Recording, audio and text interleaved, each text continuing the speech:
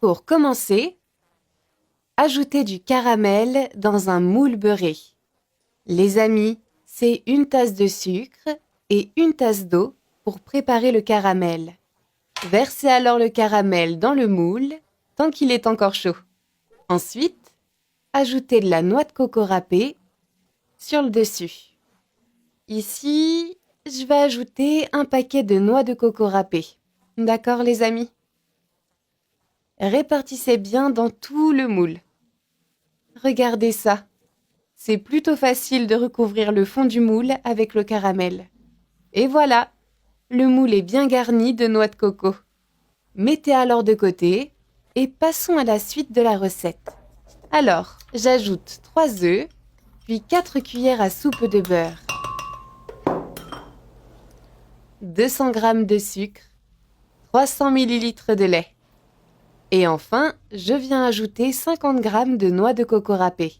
Battez tout ensemble et mélangez bien le tout.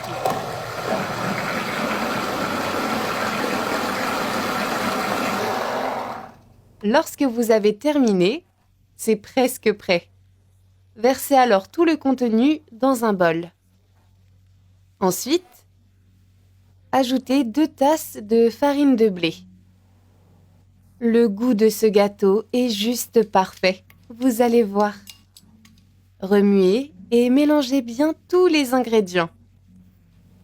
Vous allez vraiment être surpris par le goût de cette recette, je vous assure. Remuez bien, car il ne faut pas de grumeaux dans la pâte, d'accord? Cette étape est simple et super rapide. Ajoutez ensuite une cuillère à soupe de levure chimique. Une fois que vous avez terminé, alors c'est presque prêt. Versez la pâte à gâteau par-dessus, comme ceci. Vous allez voir, c'est délicieux. En plus, ça sent tellement bon. Faites maintenant cuire au four à 180 degrés pendant 30 minutes. Regardez comme c'est beau. Et voilà, notre gâteau est prêt. Coupez une généreuse portion et servez-la à votre famille. C'est incroyable. Le résultat va vraiment vous surprendre. Ce gâteau est juste parfait. Qu'en pensez-vous? On y goûte? Servez-le dans une assiette et appelez votre famille pour qu'elle y goûte. Et maintenant, c'est à notre tour d'y goûter. Regardez ça, les amis. C'est vraiment délicieux.